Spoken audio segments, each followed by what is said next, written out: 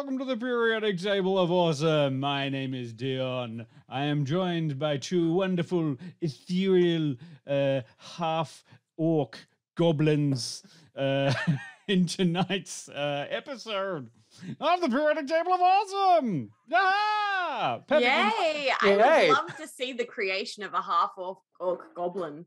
Perfect intro, no notes. I guess the question is, which half of the orc?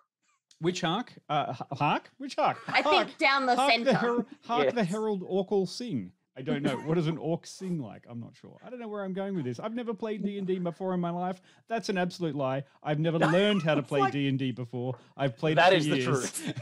And that there's is a collective the sigh God's around the honest room when I go, what's an action? It's like, never read a single rule, Never but has played a number of games of D&D. Absolutely. My name is Beck. And I am Quinny, and I am happy to be here. I have played a D&D once, but I didn't like it, so I stopped. That's not true either. Oh. So what are we talking about today? What are we doing? Tell me. I'm excited. I don't know. Could you not tell from that intro thing that just happened? I don't know. It doesn't have lyrics anymore, so I don't know what the fuck's going on. Oh. I'll sing it for you if you like. Oh, would you please? No, you don't want me to, really. The adventure begins. They were always beside you. Your nerdy best friends and the DM to guide you.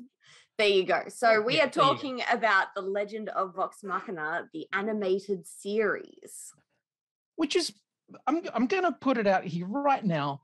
I think this is fucking cool. Spoilers. No, not talking about the series or anything. I'm talking about the fact that this exists.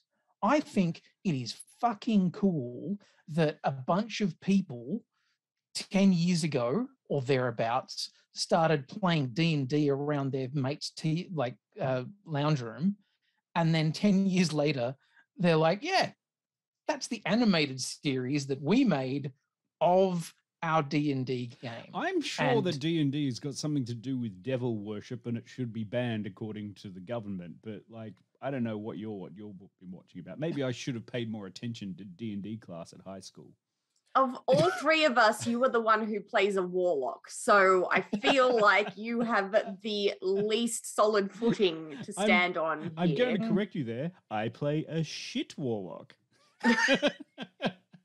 I play a warlock. That makes it better. I play a warlock like a barbarian. Yes, you do. I think that the great thing is that this TV show, which is what it is, which was picked up by Amazon Prime, started out being created thanks to the backing of Critters, which is the name that Critical Role gives to their fans. So they started a massive Kickstarter that blew the initial goal out of the water. Within, I believe it was within an hour, they had already met their initial funding goal. And it just kept on going from there to the point that the wonderful cast and crew of Critical Role were just gobsmacked. That's quicker than the Boring Company's flamethrower. Remember that Kickstarter? Unfortunately, yes. And it was dumb. And a shout out to Lady Amphi in the chat, who was moderated for Critical Role at the time. And holy shit. Speaking of fans that and would have stuff, been by the way, hello to everyone in the chat. You're all amazing. It's going off like a frog in a sock, and I cannot even see what's going. Just there's heaps of great jokes in there. And people. Why did you put a frog in a sock? Because I just wanted to see what would happen. I let it out though. Just want everyone to know it survived and it got released back into the wild. I didn't keep it in the sock or walk around with it in the sock. It's just crazy to me, though, that the fans of Critical Role and the fans of Dungeons and Dragons and storytelling like this as a whole have had such an impact on making sure that stories like this get shown on television. They were really a massive part of the reason that this exists now. So I think we really have to give a shout out to that. And I love that. Sorry, Dave. Oh no, I was going to say we have an extra special show tonight, and it's really exciting because we got earlier today, even. Yeah, I'm going to point that out today. Today, even we had the opportunity to have a chat to one of the stars of the show, live at that time, but it won't be really live for you guys. But it'll still be fun. Yes. How that's going to happen though is a little different today, and we might have just come up with that on the fly. Quinny, tell us. Just before we started this podcast, I was like, okay, so and without even thinking, I was like, so how are we going to do this, Dion? Like, are we going to do the review first, or are we going to do the interview? And he looked at me for a second and then was like, get a fucking dice, dickhead. I think what I said was, you should roll for it, Quinny. Yeah. Well, you said you should roll for it, and I heard get a dice, dickhead. So essentially what they're saying is, how do you want to do this? And then they're going to fuck it up by getting a dice, even though that's not actually how you respond to how do you want to do this. But I promise. Okay, we'll do it by rollies. We'll do it fucking rollies then. I don't even understand what's going on. It's like two dungeon masters fighting about how the game works, and I'm just standing back going, what chaos can I sow? Well, I will pull out my little brown bag that has rollies. Everyone wants rollies. So how depending on how you're going to do that, is it like 50-50, like over 10 or under 10? About what you want. Beck, have you ever played rollies before? No. I have no idea what you're talking about. I'm very confused. Okay. I've realized that this is a season 3 thing that they've now come in with, which is that anytime that they're talking about doing stuff, it's like rollies. Everybody must do rollies. And from what I can gather, rollies is basically just whoever rolls the highest dice wins. I'm happy to be completely roll a percentile die and compare it to the what? No, that seems a lot more confusing. Jesus. Fuck. No, not too much math. Simple math. Like basically it's like, do we all we want to know is like, do you want us to do the rating and then roll out to the VT package, like, and you can watch the interview and we'll join in interview with the chat. First or rating first? Yeah. What do we want to do? Rating first. So is it 15 and above? Is interview first? Sure. Because that's hang on, no, 10. 10 it's and got to be above. 10. It's a D20. What is your maths? It's a 50. Because I'm used to anything above a 15 being a success. Anything under that being a bit like from what? 50-50. You could roll a 6-sided die. 10 die. and above is usually a success. Yeah, I don't know, but like if you roll a 10, like you're like, oh, it's only fucking just. All over.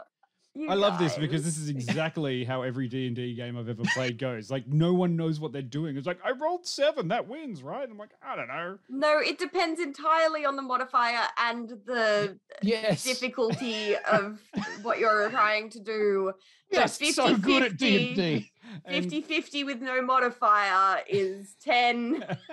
Okay, well, let's add in some modifiers. And just telling you, like, just for everyone who's worried out there, some people are like, oh no, we need to know which one's going to happen first. It's like, we'll still go up. You will still be able to see the interview later. You know, it's still coming. It's just for now. I have brought my clicky clackies. Oh, I'm in pain. The shiny. You're just like, why do I even do this? Shiny goblin thing.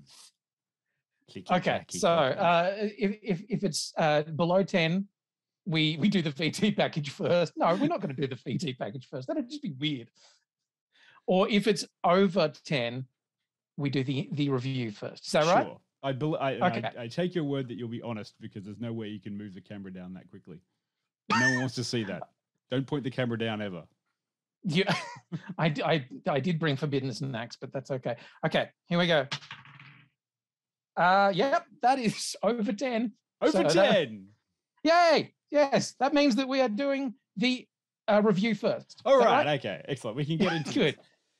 Who's got a synopsis then? I do. You do. I do. Do we have any music?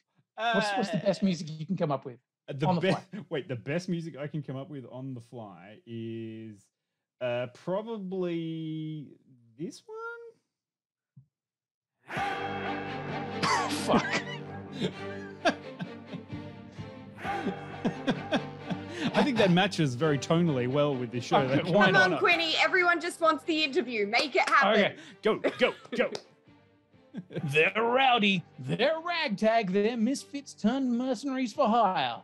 Vox Machina is more interested in easy money and cheap ale than actually protecting the realm. But when the kingdom is threatened by evil, this boisterous crew realizes that they are the only ones capable of restoring justice. What began as a simple payday is now the origin story behind Exandria's newest heroes. I'm really struggling with that music. Oh yeah, no, it's Yeah. fine. The music's gone now. Only 'cause- No, it's just that they're like double dum, double dum, double dum. Fuck off. No, it's fine now. We excellent. See, this is one of the things that I really enjoyed about this this series of Vox Machina is, and I had to admit to Liam, is like I have never watched Critical Role, so I am getting the entire thing just based on the animation series. Honestly, I think you're in the best kind of position for it, dude. Yeah. Like, yeah. Do you do you really think that way? What about you, Beck? Do you think that I just haven't done my homework? No, well, honestly, that would be an unreasonable amount of homework for anyone to ask. It Because took me there 2 are years to over- do my homework. There are over 300 hours of the campaign 1 of Critical Role, Sure, I've got that time. which I have listened to at least 3 times from beginning to end, which just tells you how much of a life I have. But honestly, I think it's really interesting to see how you feel about the story as a whole, having no background into the characters or the story arc that we are being introduced to through the TV series. Yeah, you are the control group. You are the focus group, which I think is fantastic. Oh God! Any scientist out there should never put me in a control group. Look, I have to admit, not knowing too much about it, but knowing that a lot of friends and people out there love the series, and knowing some of the people who are acting in the series made me kind of, oh well, I should probably go and like this.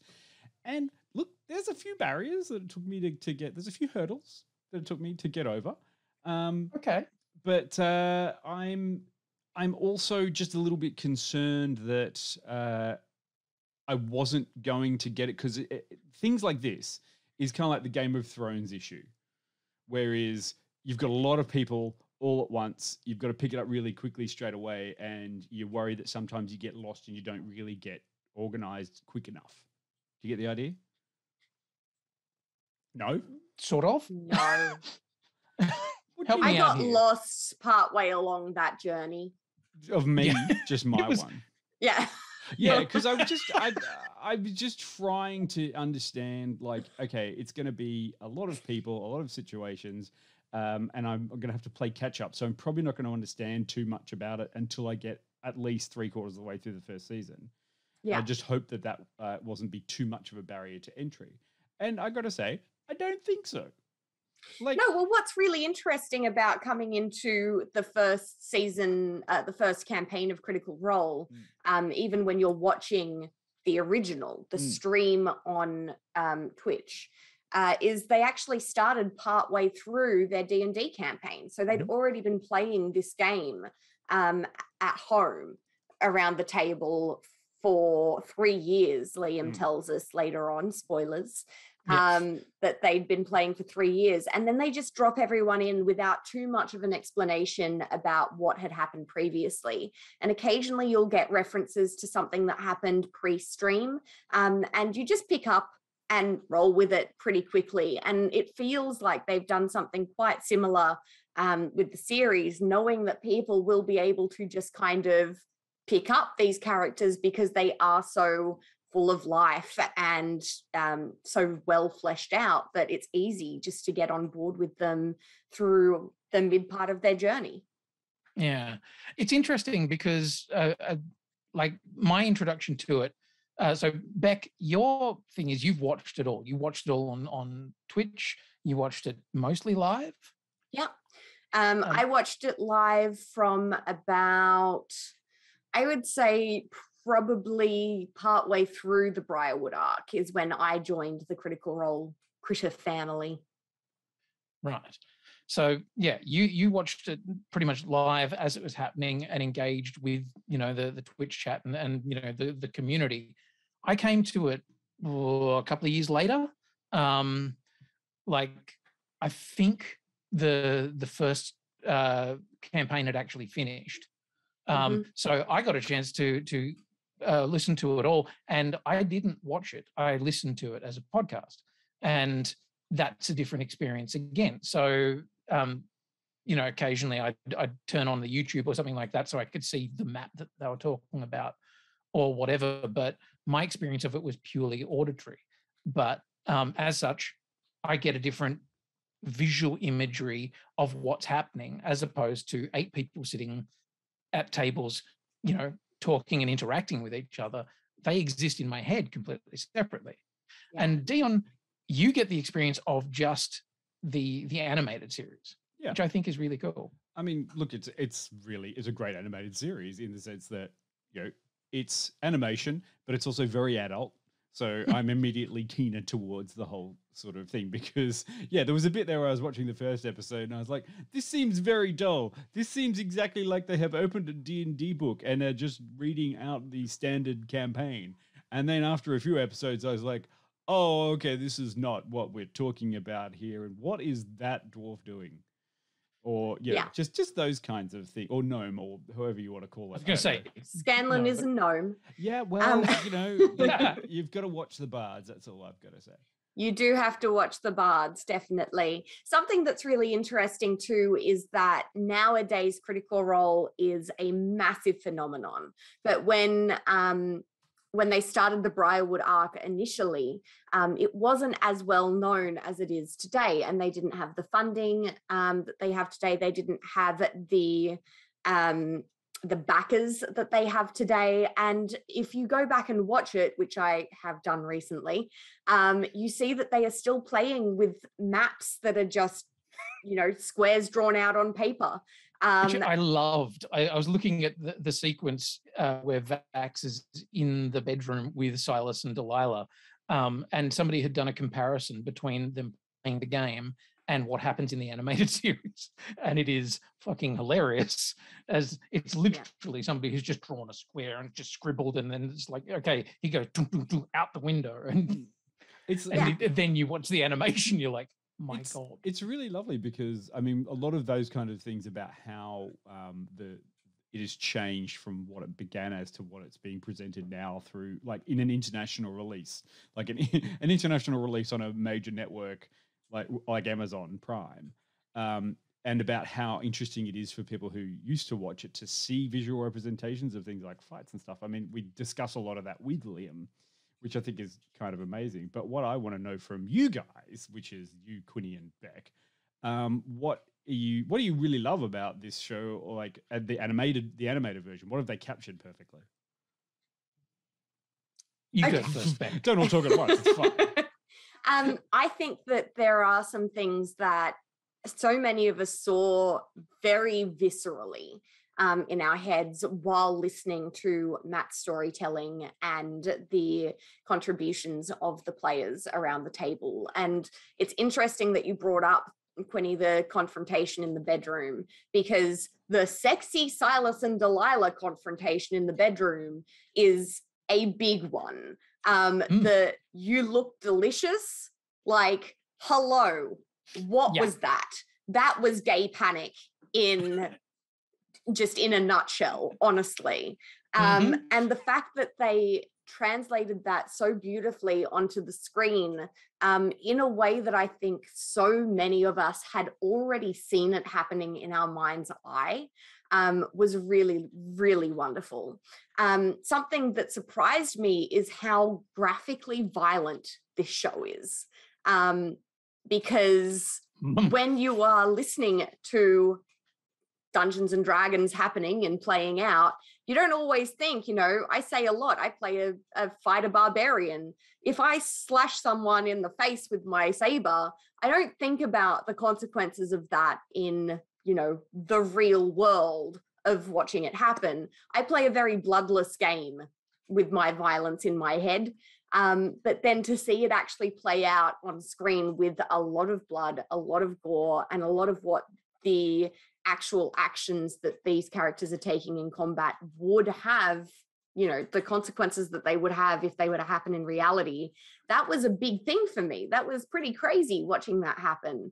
And it took me a little while to get used to it, because I am usually not a violent sort of person when it comes to the media that I consume.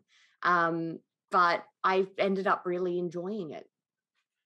It's interesting because it leans heavily into the adult aspect of it. And like from I think one of the second trailers that came out where they did a Red Band trailer, it was like, okay, everybody's swearing, everybody is, people are being killed and there's a lot of blood. And you're like, oh, okay. Because in my mind, I'm much the same as you, Beck. I listened to it and they'd describe the action. They'd talk about, jumping up and stabbing this, or explode out of this with viscera and gore everywhere.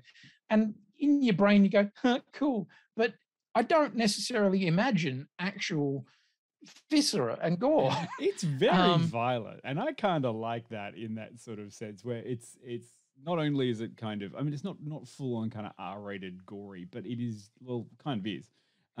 There's some sex scenes going on in this animated show. We don't get to see too many dangly bits in that kind of a sense. It's not like you may not see the dick, but you definitely know what the dick is doing. Yeah, I do believe that the cube is heavily implied. There is implied cube everywhere. Yeah, and it was interesting to watch it, like, from my perspective. I was like, where are they going? Oh, they're going with this bit. Like, they're really going to do that. Like, if you're a barbarian who rams a giant axe onto someone's head, it's going to pretty much slice them in half, and you're going to get that perspective from the inside. So and some of it was a lot more horrific and sort of scary than I expected. Like just disturbing. I was like, oh, they're going to do fun. I don't know. Can you say the word vampire? Yeah, they're going to do a vampire bit, and then it's just like, oh wait, this is kind of creepy. Actually, this is everyone looks creepy and stuff. So in that way, I think it has really succeeded. It's the first kind of D&D campaign that hasn't been like the cartoon Dungeons and Dragons. Ooh. I put this up against the original cartoon Dungeons and Dragons, and then you're just like, oh no, this is something completely different. But this is definitely not for kids. Yeah. No. It could be, definitely not. It may have a cute fluffy bear, but it is not for children. Oh, the bear. What's the bear's name? You would know. Trinket. Trinket? Oh, Trinket with a T. Oh, Trinket with a T. I do like the bear, and I also love that it's like one of the things I do like about it is once they've established the characters in the first episode, they don't let up. Like they're just gonna go, we're doing this, it's happening now, we're moving very fast, and unless you're gonna like go with it, which is why I think when we talked about this with Liam about the way it's being released, the structure is slightly different to everything else. Like it's 3 episodes every week. So that is, what would you say? It's not enough to binge because you would want to binge the whole thing, but it's more than just 1 episode, which would be very frustrating. Yeah, definitely. I think we need to get into the interview with Liam. We've been prattling on for about half an hour, but we need to review it first. Okay. Yes, this is a good point. Okay. So review in terms of giving it a numerical score, and I am very keen to see people give us a numerical score in the chat. So roll for it. You roll your 20-sided die 5 times, and that gives you the score that you should get. There is such thing as percentile die. Yeah. So rated out of 100. There we go. Jill's got an 89. Jill, by the way, coming on and saying all of the wonderful things. Hi, Jill. We love you. 89 from Jill. Lovely. So I will be trying to take down as many as I can. And going back through the chat because there's a whole bunch of you. One thing I do want to say, like, while we're talking about, the love of it and everything like that, I have seen a couple of people who were like, I'm not, didn't gel with it in the first couple of episodes. And I think that's really interesting because the first couple of episodes are kind of the bits that are condensing a lot of story. And they're kind of introducing characters, and they're probably, to me, the least interesting bits. they're building characters, but like to me, it doesn't hit its stride until we really get into episode 3. So I don't know how you could possibly have done anything other than that. But I can understand. And my suggestion to all and sundry is, and Geek and Sundry, make sure that you stick through those first 2 episodes, because once you hit episode 3 onwards, it's a whole different fucking show. Okay, my rating, I'm giving this I'm giving it a straight up 90. I really fucking love it. I think the voice work is amazing. The animation is really, really cool. But yeah, I want more every time. And as I've said a few times, the biggest problem I have with it is that we're going to run out of episodes at some point, and that hurts me a lot. Like, so from me, it's a 90. Nice. Shall I? Sure. Go on. Okay, I think that I am giving this a 94 out of 100. Ooh. The reason for that, now you know that I'm very picky with my ratings. You are. And I am going from the idea of, 100 is perfect, and then we take off for things that we think are not quite only perfect. lose 6 marks. Come on. I'm only taking away 6 marks because I honestly cannot think of a better way to have portrayed this this story. And I think that this story is one that at this point, I mean, they're half-hour-long episodes. There are only 12 of them. So that's 6 hours in total, which is 2 games worth of time in game. Okay. So they are condensing, I believe the Briarwood arc takes about just under 100 hours, I think. I'd have to look that up to double check it, but they're condensing all of that story and all of that joy down into 3 hours. Mm-hmm. Am I doing the maths rough. right there? Sure. Whatever. They're condensing it a lot.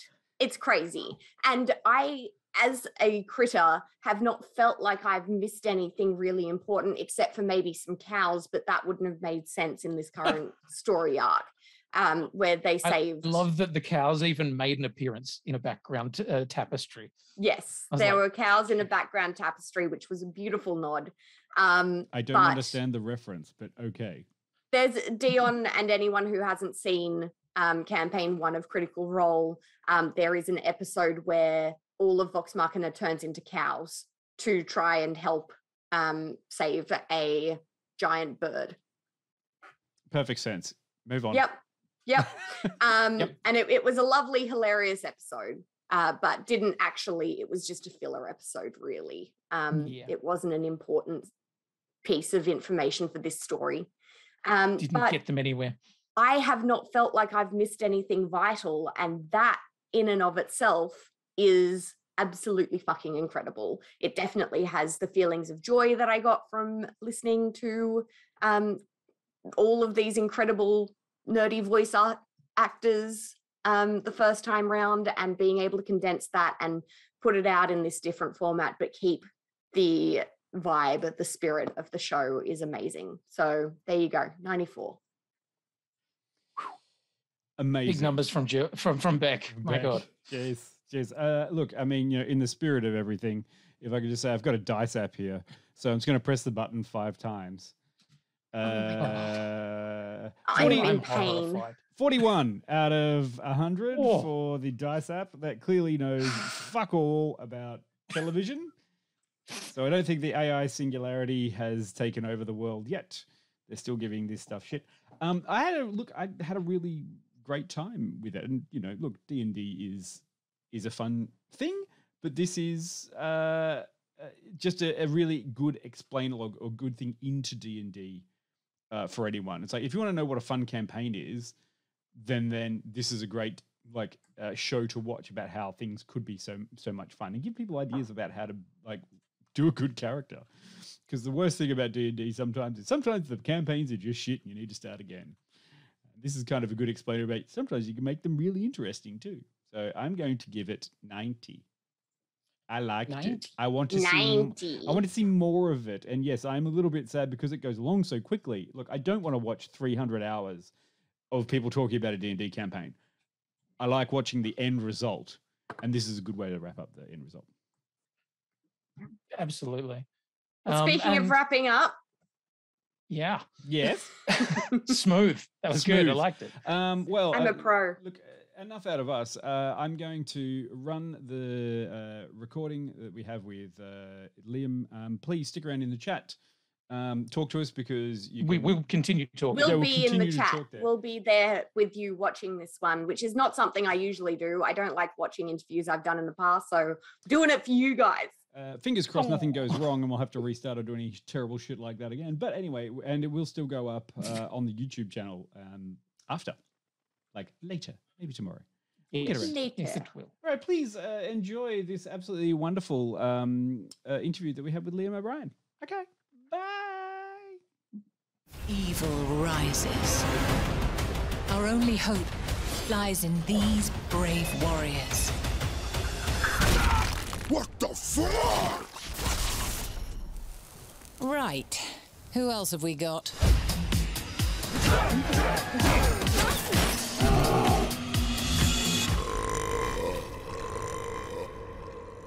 I'm sorry, who the hell are you? We're Vox Machina. We fuck shit up. Let's go! Come on, work! Stella's here! You can't be seriously considering them for such a task. Our reputation is less than stellar. If killing for gold isn't getting us anywhere, maybe we try doing some good this time? Boring. Kill Vox Machina. If this evil persists, the kingdom will starve to death. Oh, yeah. Oh.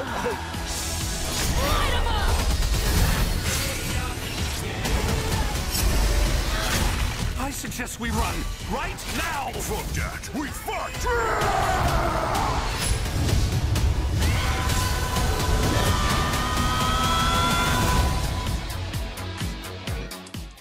Hey everybody, welcome to a very special event. We are talking to one of our very old friends. I actually can't remember how many years ago it was that we first met Liam, but what was it, like 12, 13? We go way back. Yeah, I mean, before even I think I was playing D&D regularly at home even. Oh my God. If I remember right. So that's a ways. Yeah, well, I remember you working on a G.I. Joe cartoon while you're out here. But anyway. Right.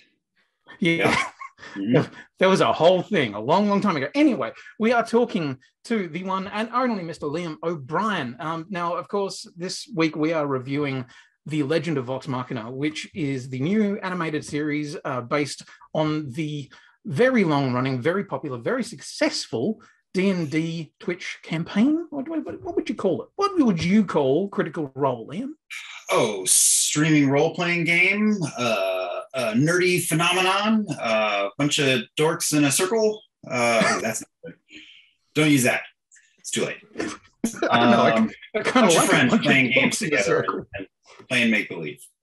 Longest running game of make-believe with voice actors online. Pithy. Which, Yeah. yes, as is described each and every week as a bunch of nerdy ass voice actors playing Dungeons and Dragons, and then a bunch of people going.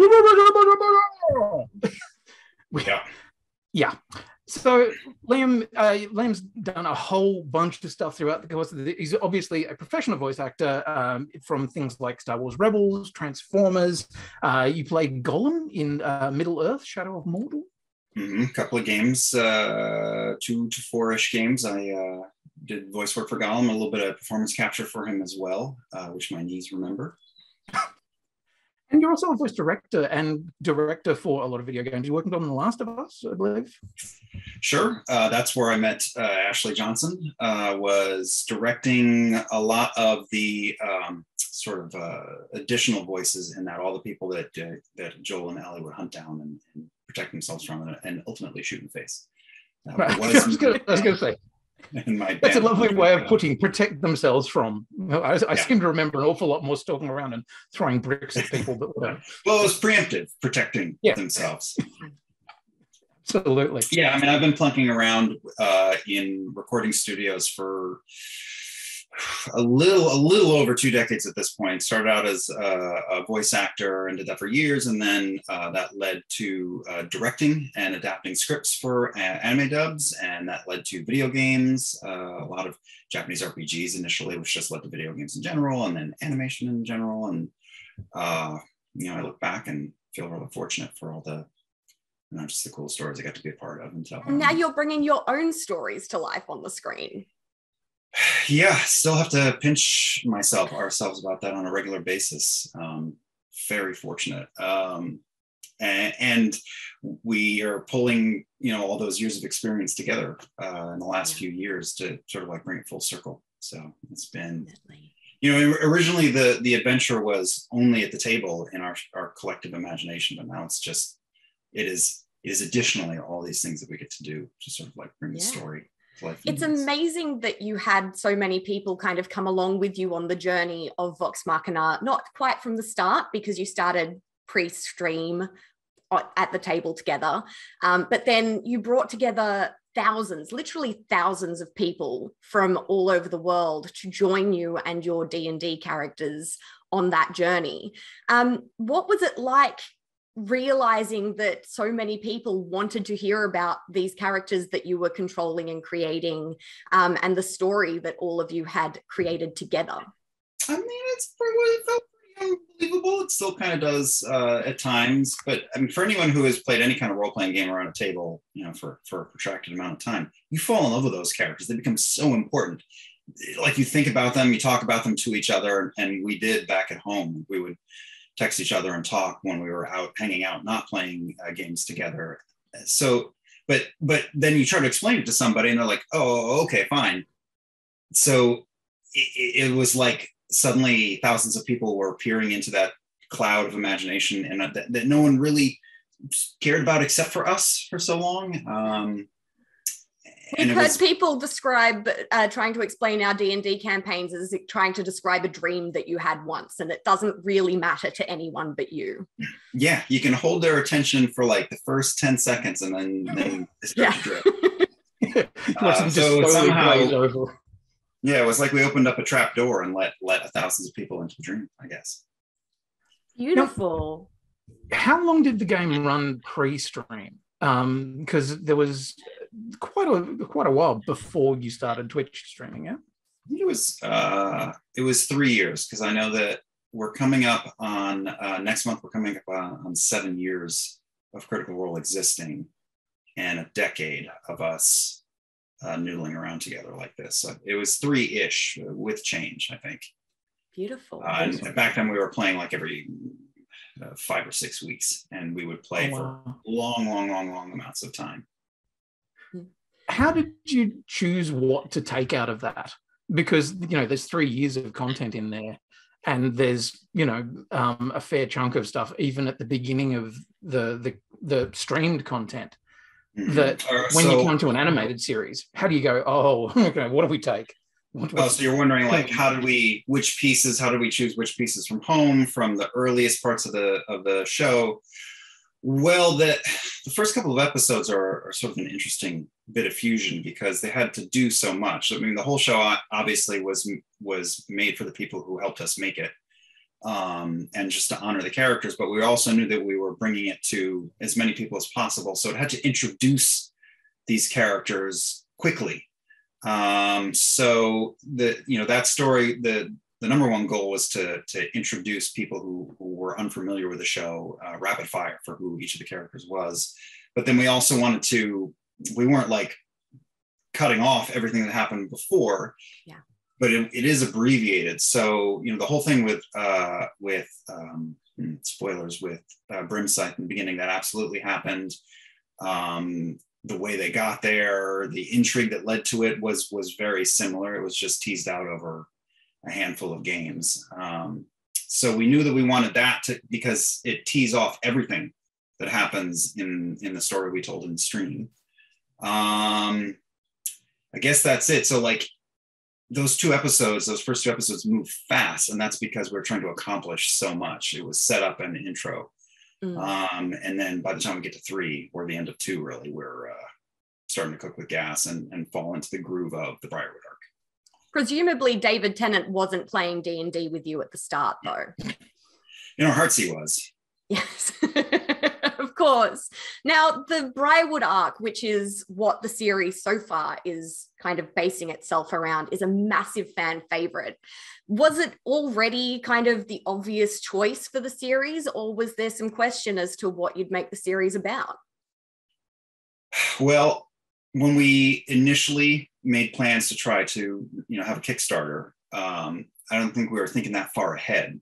So these were decisions that were made when the Kickstarter took off the way it did. But I think we knew that the Briarwood arc is where many things gelled all at once. It was where we were more comfortable in front of a camera and doing it as a show. And Matt stopped pulling punches and started reaching out and tweaking people's backstories. And it just felt like things were happening around us in a way that we weren't used to. Our sort of instant chemistry was firing on all cylinders. Romance kicked off for the first time at that point. Like a lot of things happened. Thanks to you. Yeah. Guilty as charged. You slide down. It works out. It does. It just, the story really got its richest at that point, and it is a huge fan favorite, and it's a favorite of ours. It just seemed like the obvious choice. Yeah, I gotta say, when I was told to start watching by somebody, not looking at anybody, she said, "Look, there's so many hours of it," and I was like, "I'm busy. I'm a busy man. What? I got so much to do." She's like, "Well, look, if you start at episode 24, is it 26? 24. 24. Not that I remember it by heart or anything. No, not at all. You're going to jump into stuff and it's going to make a lot of sense. And it's a good jumping on point." And I was like, "Oh, okay, right." And, I started watching it. I have no idea what's going on with these characters. But, yeah, very quickly, you kind of get the idea of who they are and what's important. And, yeah, it is really kind of, it makes so much sense when you hit episode 3 of the animated series, because, I mean, for me, that was like, oh, I'm home now. Good. But the first 2 are kind of like, oh, okay, here's the introduction that we need. So it's interesting because I feel like both shows really hit their stride when you hit the Briarwood stuff. So yeah, I think you're right for different reasons. Yeah. Yeah. Now, you have all spent, the entire cast has spent so many hours inhabiting these characters and bringing them to life, building backstories, building relationships. It's amazing how, especially with the Briarwood arc, as we've said, everyone else also recognizes those characters and relationships and how strong they are from the start. How did those characters have to change, if at all, when translating that to the series? Well, that was the big challenge of it. I would like to think that we have honored the essence of the characters and the relationships with each other. Obviously, you don't need me to tell you that the story is incredibly condensed. And as we move on, things will get slid into different places. And that came from an awesome 2 weeks together at the start of the whole process for the animated series, where the entire cast attended and all the writers, and we talked out all the things that were important to us and what mattered, and the relationships between people, and saying, I gotta have this, and I gotta have that, and I gotta have this. And then it turned into this big game plan of like, okay, well, we'll slide the bottle cap over here, and the twig's got to, okay, the twig can stay where it is. Okay, we're going to move this little army man over here because it makes more sense for our purposes now.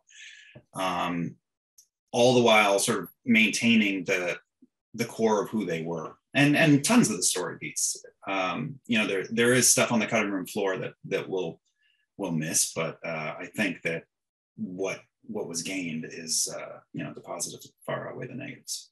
Yeah, it's really interesting seeing the story beats that have changed even at this point in the series for those critters who are very familiar with the story already, and seeing how those characters who are making those those actions, taking those actions, have had to change to make it make more sense for the story as it's being put in the series. Sorry, Dion, I stepped on you there. That's all right. You're allowed to step on me anytime. You can step on me anytime, Beck. That's a different kink, and we're not doing it on this show. But I might see some of that kink in Vox Machina, because I've seen a lot of kink, but that's a separate conversation. I did actually want to ask, Liam, like you, along with the rest of your cast members and everyone involved with the project, you're all established actors who have had this wonderful experience of going from working with scripts and working with a show to then creating something yourselves in a lounge room, to then putting it out and having people react to it so well, to then have to take all of that experience and everything that you've made up, you know, maybe on the fly, or just, you know, put things out there as just random thoughts and ideas, which is you've then got to translate back into scripts that you sit down and you do again. Like, how did you find that whole process? It must have been mind-blowing. It was pretty magic. And I you know, maybe it's the magic that's in the bottle, but everyone in this group is really, really good at what they do on a microphone and just performing and acting in general. And then getting to play this game and tell this story for so long, and to flesh out these characters and these relationships, and for Matt to take us on the journey that he has. It was the greatest creative exploration I've had in my life ever. Because you could fall flat on your face, and anyone who plays a game around a table knows that you do, but also magic happens. And we got to try anything and be brave and fail and win. I have said this before, but it really is just like the best kind of rehearsal for a play you've ever done, where you just get to try anything and see what happens. The reason that I think there's so much chemistry in this group is because we're really tight friends, and we came with these toolboxes from the kind of work we did. So then we got to explore. And once we were given the ability to make this series, it was like we took all of that exploration and brought it back to where we started, which is the recording room and the writer's room. And we got to use all those skills that were the reason I think that this story has been so much fun and so, you know, gripping for so long, and focus it using our experience as writers, directors, and performers. Yeah. It's a beautiful thing seeing that happen. Sorry, it really is. I did want to ask a bit about kind of the translation from Dungeons and Dragons to on screen as well. D&D, for those of us who play it, we know that it runs on a turn-based combat system, and that's really the only possible way that combat could work when you've got so many people sitting around a table all wanting to be involved. But it doesn't really work when you try and translate turn-based combat onto screen and make it engaging. How did you go about changing the way that the all-important fight scenes worked for screen? I think that was for moments in sort of epic combat that happened in the stream. We took that as a skeleton or as inspiration. So the big flashy moments, the memorable moments that we all remember, that was easy.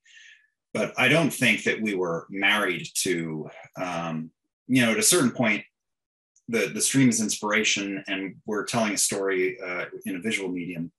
So we just went for what was the most compelling in the moment. I also think, just personally, for any role-playing game you play around a table, the turn-based combat is obviously needed because it's game, it's chess, and it has rules to it. But I think for me personally, in our memory, and even when we're doing it, like, time speeds up and slows down. And really, it's just like the camera whipping around to this person and to that person. So yes, it's, you know, beat and a beat and a beat and a beat. But I think it's just a way to sort of focus the group's, the players' attention to each action as it happens.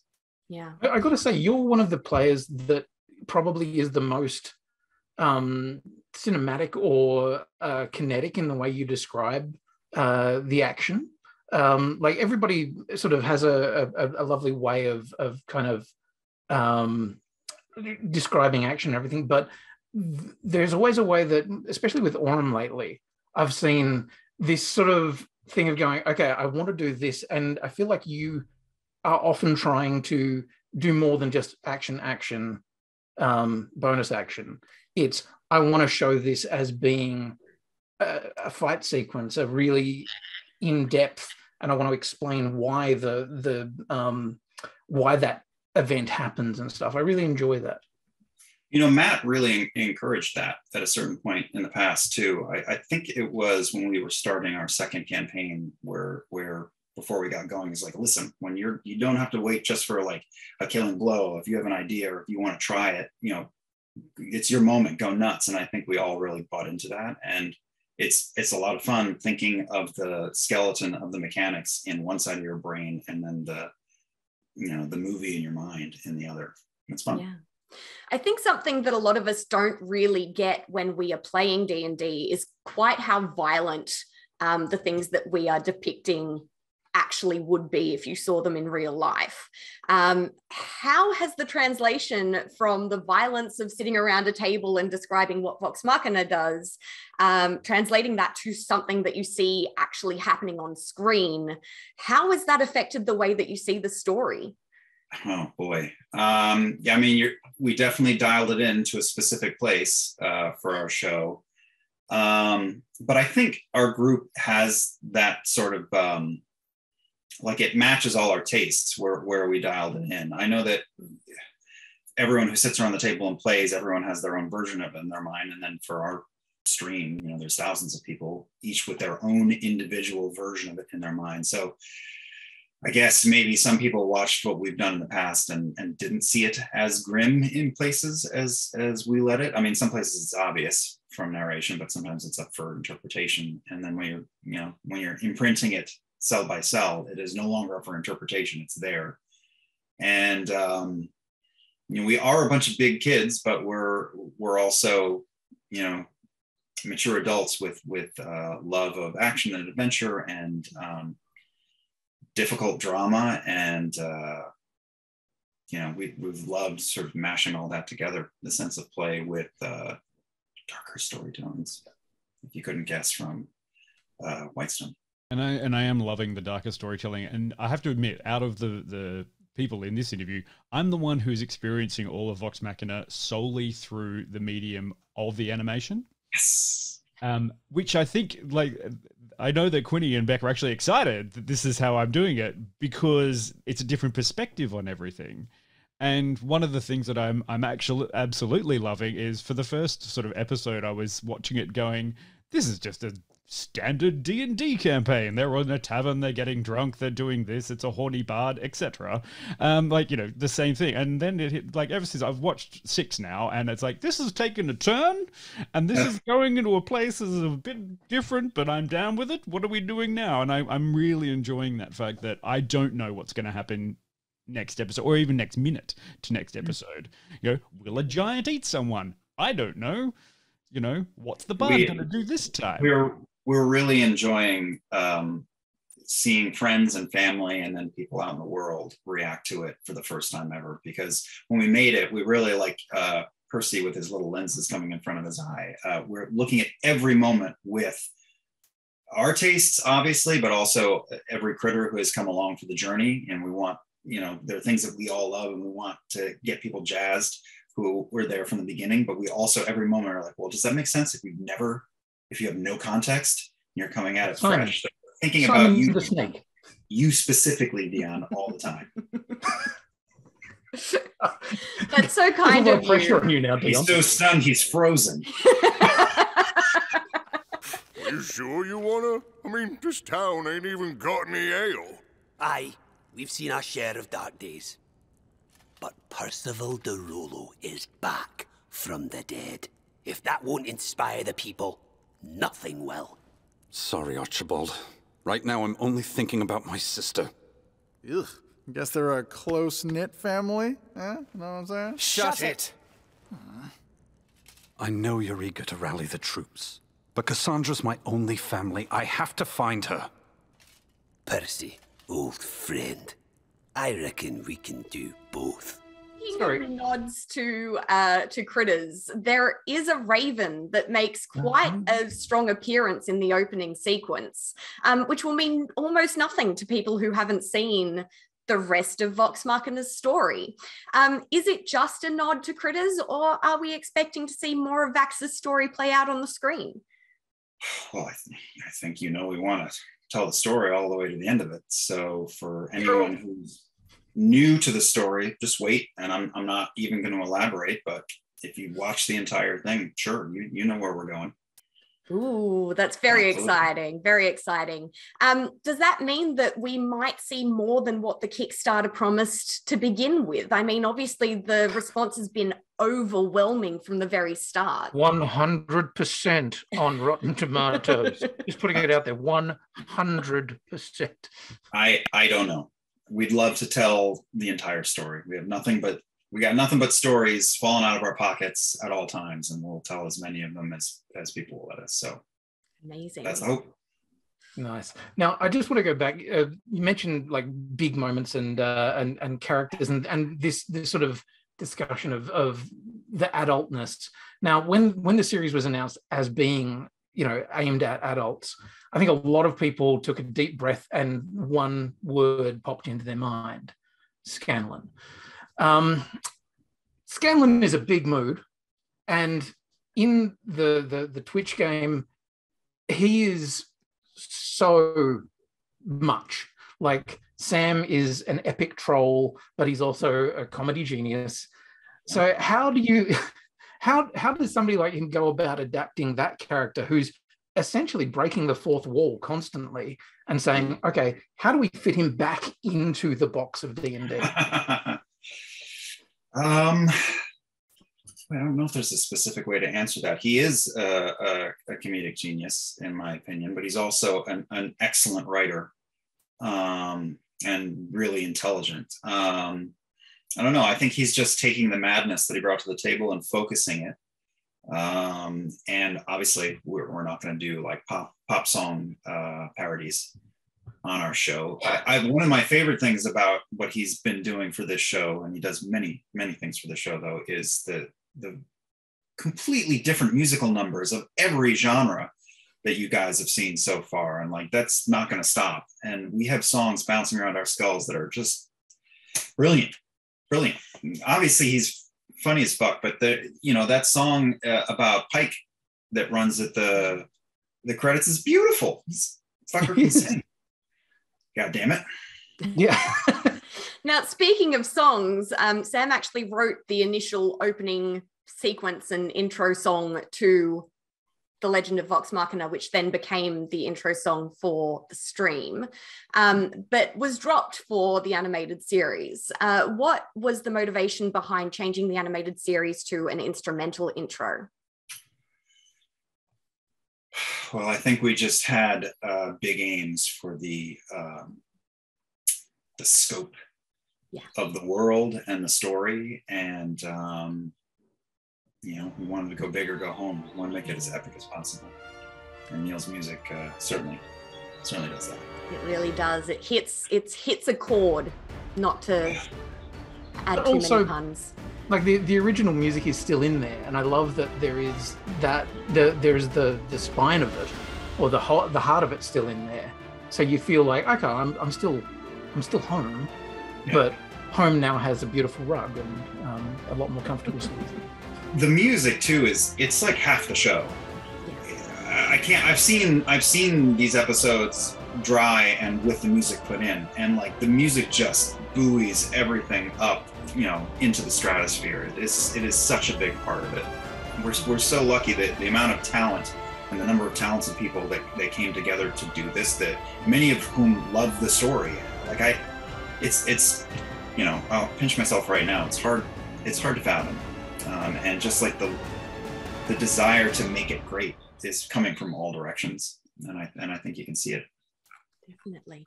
Now, D&D has served as a point of inspiration for so many different web series, podcasts, so much storytelling all around the world, including here in Australia. How has playing D&D and being part of D&D stories changed the way that you view storytelling as a whole? Ooh. Sorry, asking the deep ones. That's a big one. Well, I'm definitely a way bigger an improviser than I ever was. When we're playing games together and when I go off into the world to work on other projects, I relish it. Whereas I was not that, I wasn't that avid in the past. Boy,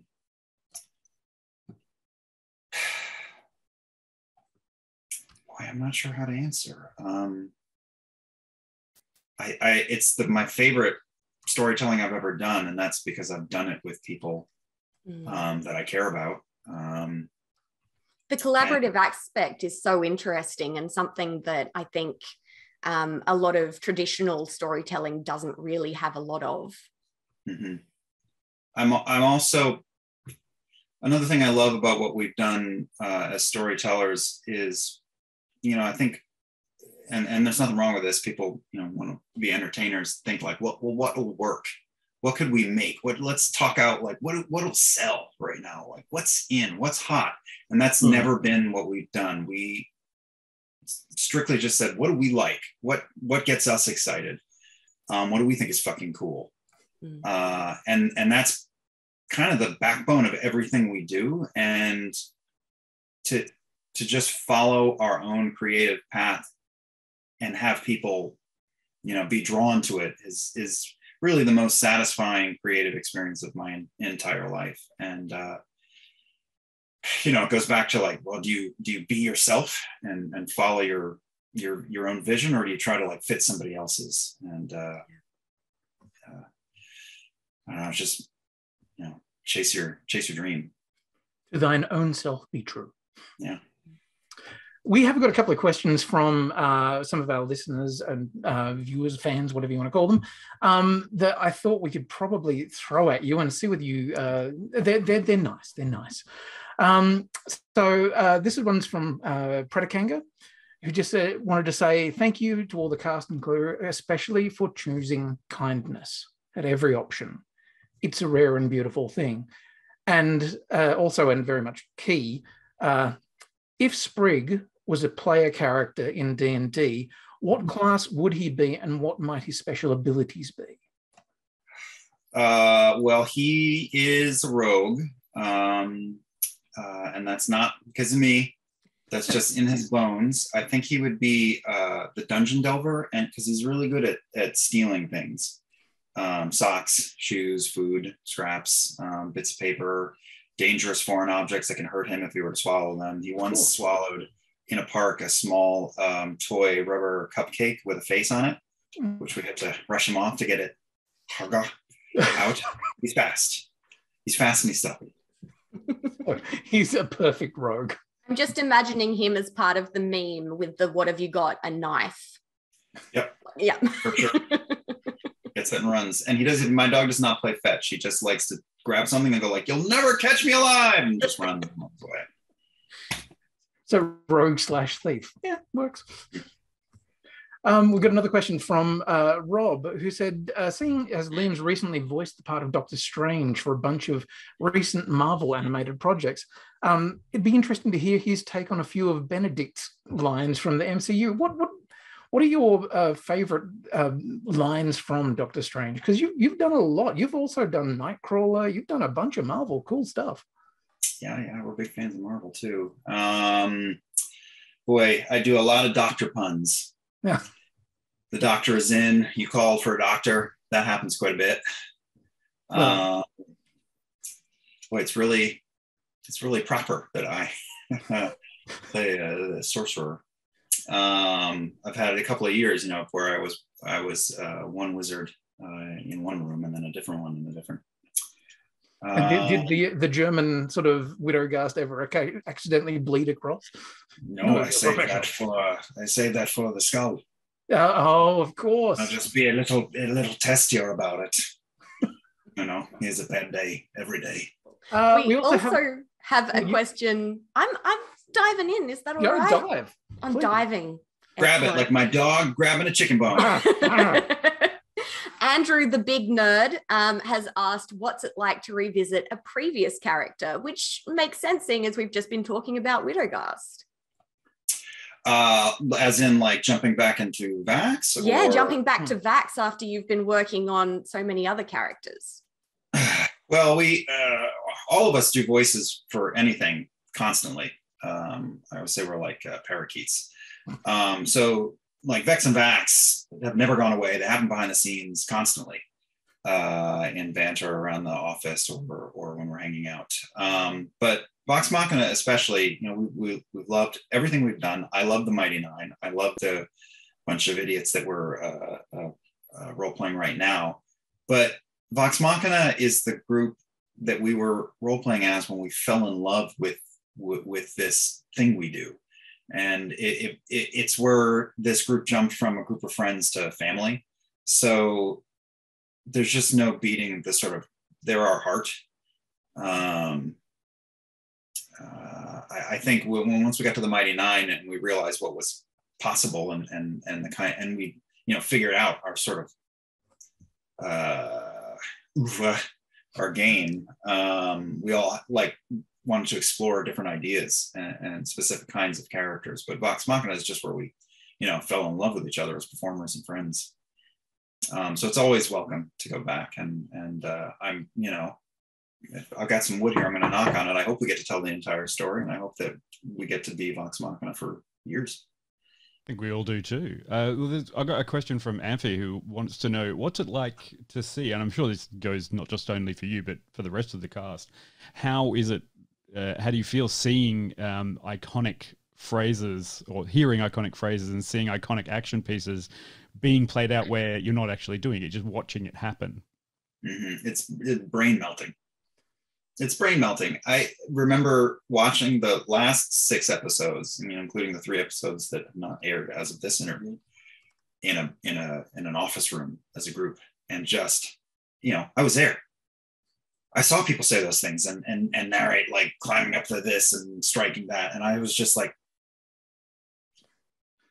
it just surpassed every expectation I could have ever had. And, you know, it's a strong finish. So tune in for those last 3. Don't give up on the 4th from the last. We're all incredibly disappointed when we reach the end of the 3rd episode every Friday when it comes out. We're like, please, more immediately. It's a strange thing, but it's between binge and not binging. Like, I don't under. It's because it comes 3 episodes. It's like, wait, I want to watch more, but I can't watch all of it. But is it episode, like, you know, it's a little, it's interesting the way it's coming out. And somehow each week that 3rd one is a real pain in the ass, where it just we leave you out to dry. You know? You've hit those cliffhangers really beautifully, and it's very annoying.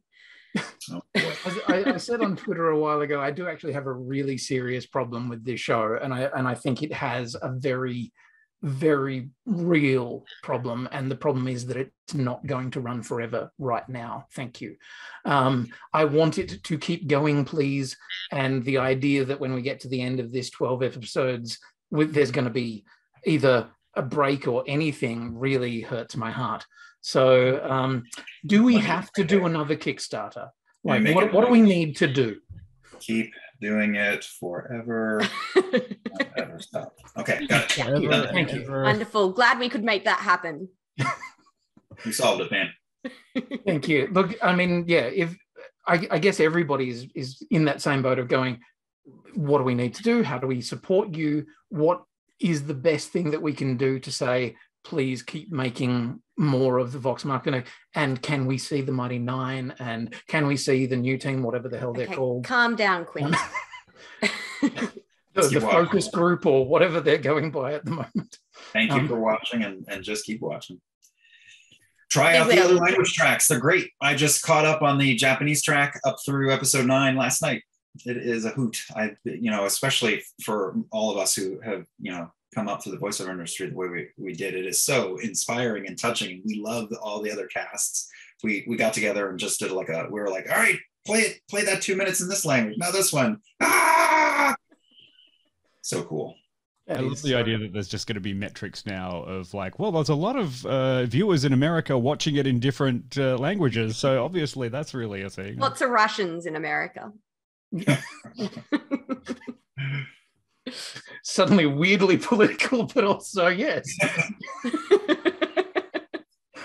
Liam, thank you so much for joining us. Thank you so much for making an amazing show and for making regular, incredible content that keeps us all aware that, you know, the Matthew Mercer effect is real, and that effect is love and kindness and joy.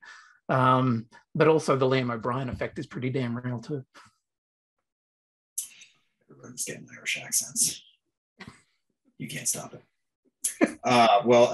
Thank you. I mean, for you guys who have been, not Dion, who have been with us this entire time from the start of the stream. Thank you for coming along all this time. For people who are jumping in for the first time, like Dion. I'm happy to ride in on the coattails because it's still there. I'm just sliding at the end. No, I'm really a fan. Hello. And thank you for having me today. Thank you. Oh yeah.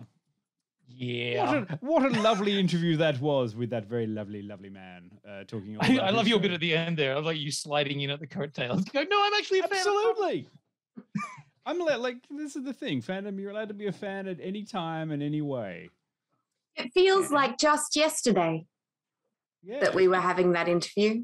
Just yesterday. It feels like just today. Yes. There is a reason that he couldn't join us at this time because it's like 3 a.m. And I don't think that even we could be convinced to get up at 3 a.m.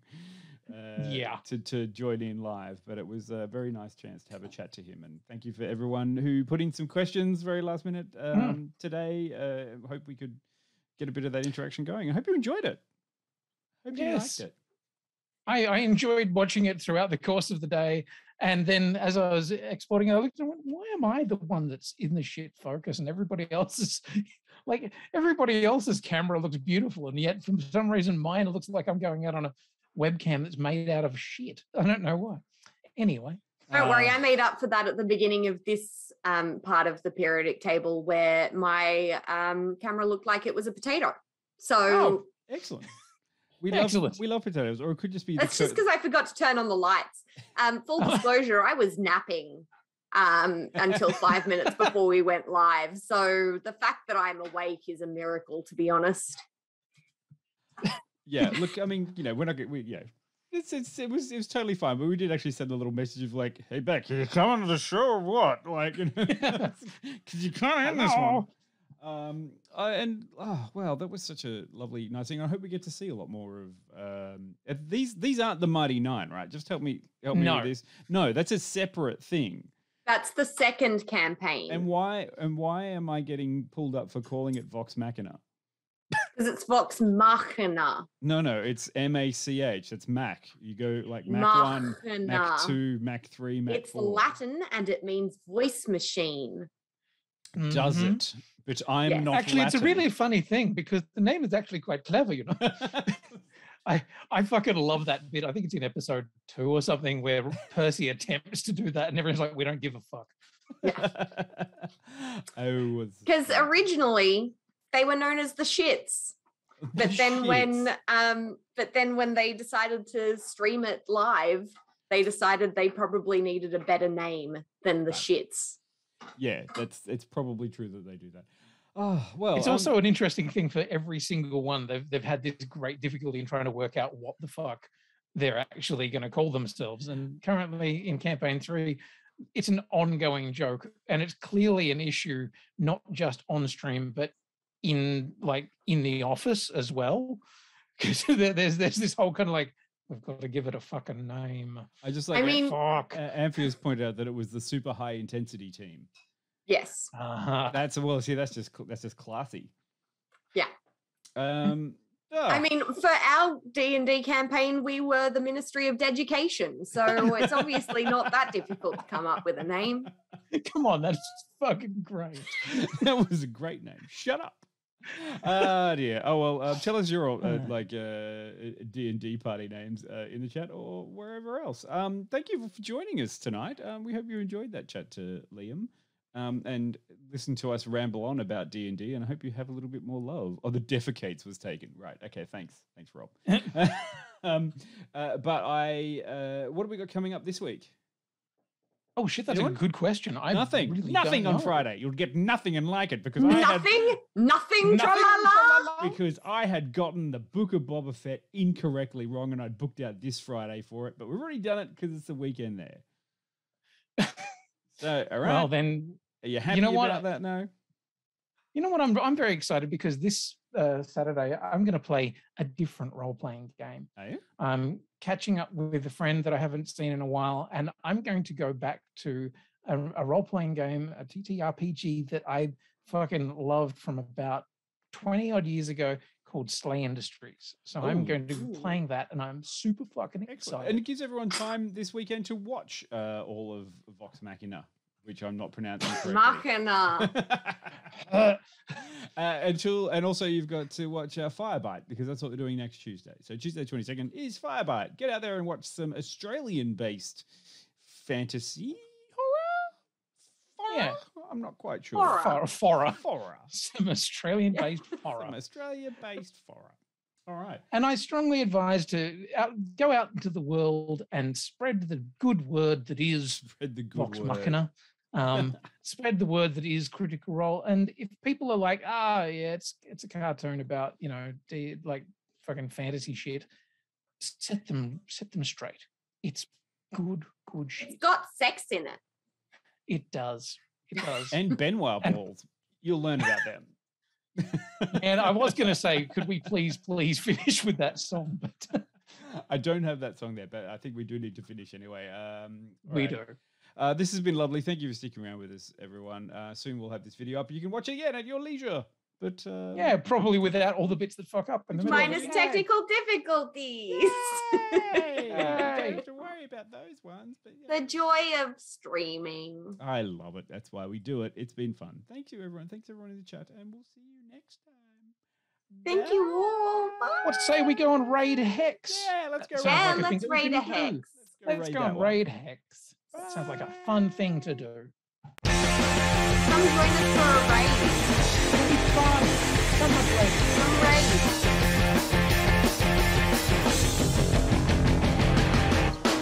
I wanna live in a world full of heroes, not sit here counting zeros in a cubicle downtown. I wanna look out my window, see 'em flying, and swing across the horizon as I cheer 'em on so proud.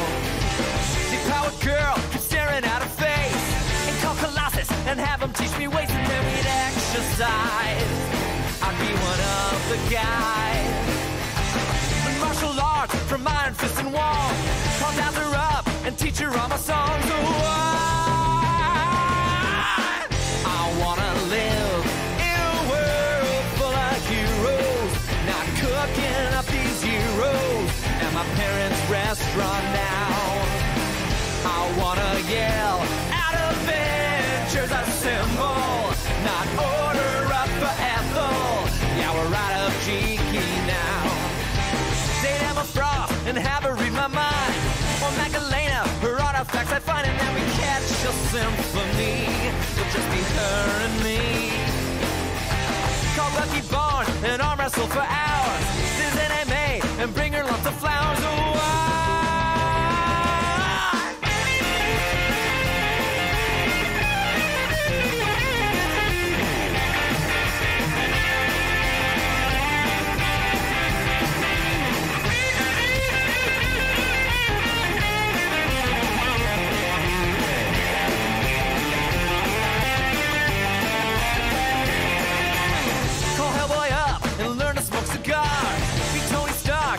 Trendy bars would be a guy's night out. We'd make that wolf pack now. I'd run with Flash and do a marathon. Vacation to the Savage Land for fun. I wanna live in a world full of. I wanna live in a world full of heroes. Have NPR and CNN describe the latest team. I wanna tuck my kids inside and read them stories of superhuman glory while the sleepy faces beam.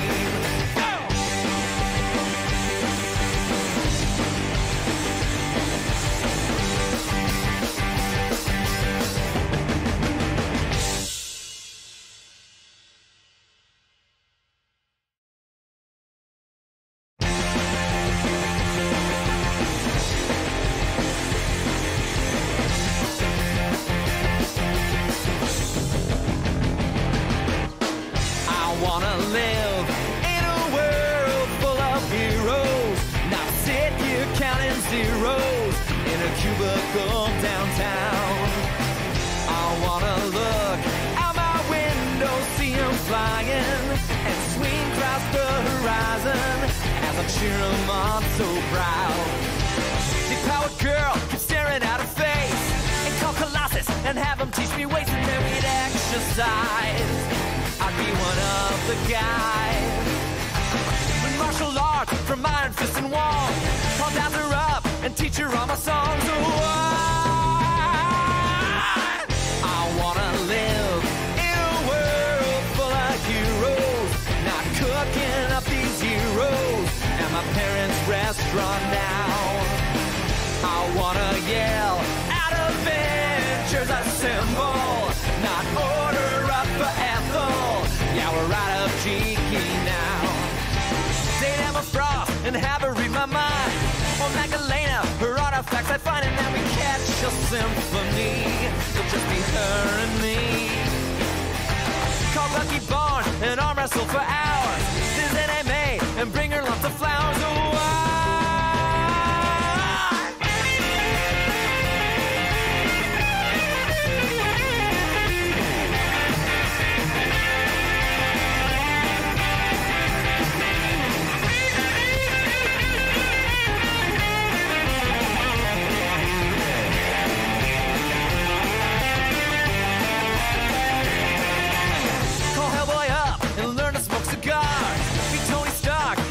trendy bars would be a guy's night out. We'd make that wolf pack now. I'd run for Flash and do a marathon. Vacation to the Savage Land for fun. Oh, I wanna live